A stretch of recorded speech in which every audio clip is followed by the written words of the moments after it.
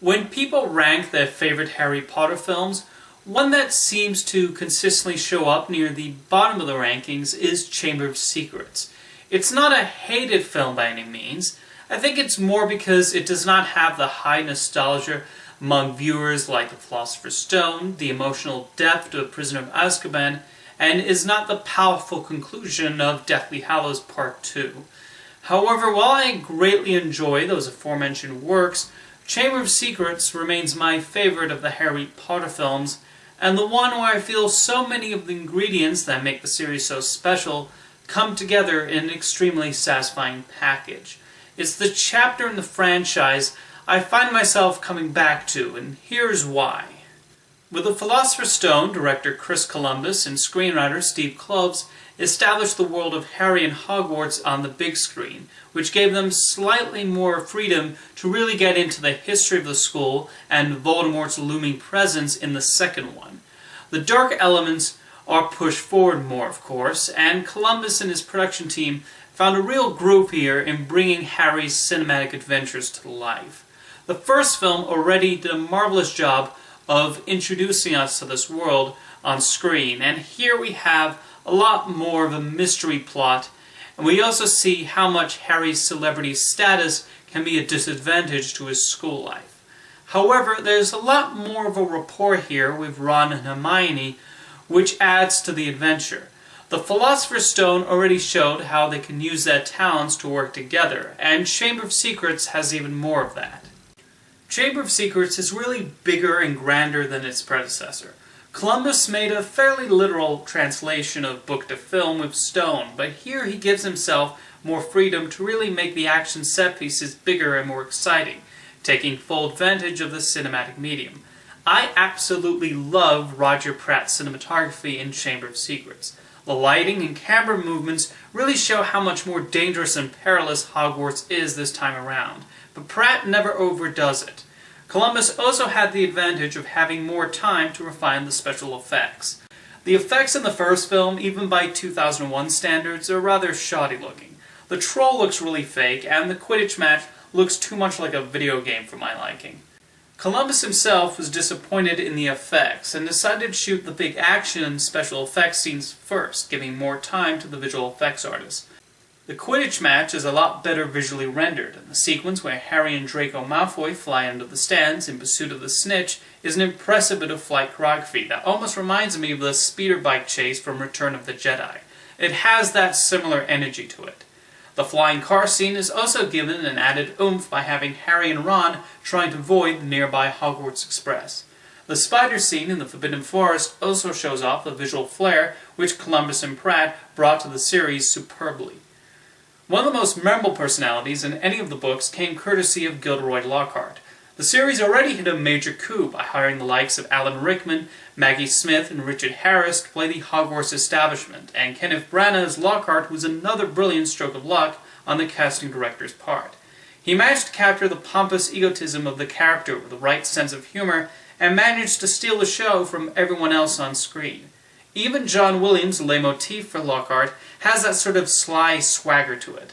He's a hilarious character, with the Cornish pixie scene being yet another fun set piece, with Columbus almost providing a throwback to his earlier success, Gremlins. Gremlins.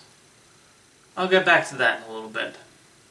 For me, though, the standout sequence of Chamber of Secrets is the finale in the, Chamber of Secrets.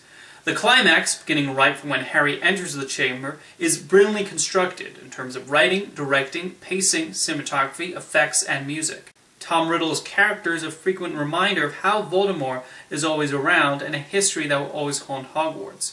His influence even continues with the anti-Muggle sentiment that still occasionally pops up at the school, mostly at Slytherin House.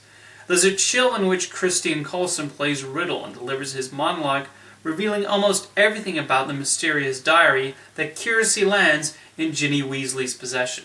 The chase with the basilisk as Harry runs through the nooks and crannies of the Chamber of Secrets and the camera swirling after him brings the needed tension and excitement and peril to the situation. There's never an attempt on Columbus's part to dilute the terror of this giant snake, which is also a marvel of special effects as the artists and editors effectively switch between the CG creation and the practical snake.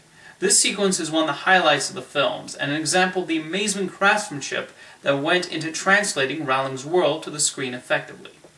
I mentioned Gremlins before, and the depiction of the Cornish pixies is not the only aspect of Chamber of Secrets that feels like Chris Columbus was calling back to the beginning of his film career. When he was promoting Pixels, he kept saying he wanted to make a film reminiscent of the Amblin films of the 80s, and I thought to myself, Chris, you already did that with Chamber of Secrets. Everything about this film, from the way it's filmed, to the interaction between Harry, Ron, and Hermione, and the general mystery, feels like something out of the Goonies and other Amblin pictures. And there's something very Spielbergian about the way Columbus directs it. There's been speculation about how Spielberg would have tackled Harry Potter had he directed the films, and it probably would not have been far removed from what we saw here. And of course, there are the obvious similarities to Young Sherlock Holmes, which Columbus wrote the screenplay for. Unlike Chamber of Secrets, Young Sherlock Holmes does not hold up particularly well, but it's still fascinating to watch it and notice how similar it is to Harry Potter. Not because Rowling saw the film and was maybe inspired by it, but rather because Rowling and Columbus seem to have been influenced by similar source material.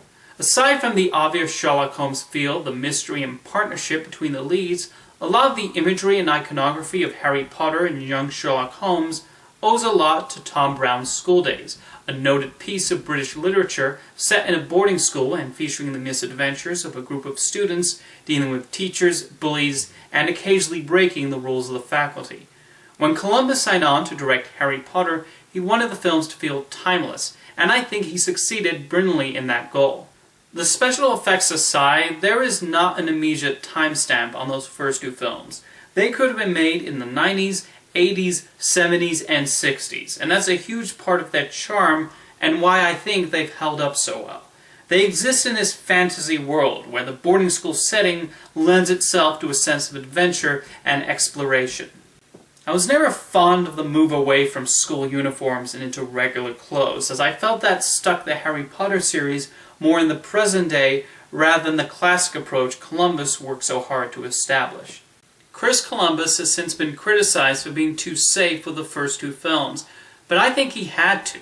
He held the responsibility of taking these beloved books and putting them on screen for the first time. There was so much to introduce and establish here, and with the many readers waiting to see if he would do a respectful adaptation of the books, there was a lot of pressure on him, and it's not hard to see why he took a largely faithful approach.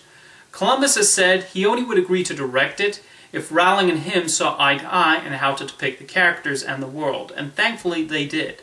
The later directors would get a bit more freedom to play around with the text, and I think it was a good idea on Columbus's part to pass the torch on to other filmmakers. But if Columbus had departed heavily in the beginning, he ran the risk of losing the core audience. While Harry Potter and the Philosopher's Stone showed the books could be translated to the screen, Harry Potter and the Chamber of Secrets pushed the cinematic capabilities of this series even more and showed it was here to stay. Chamber of Secrets captures all the magic, adventure, characters, and everything that makes the Harry Potter series such an appealing story for the ages, and one that will always remain timeless.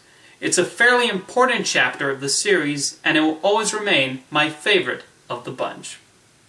See you next time.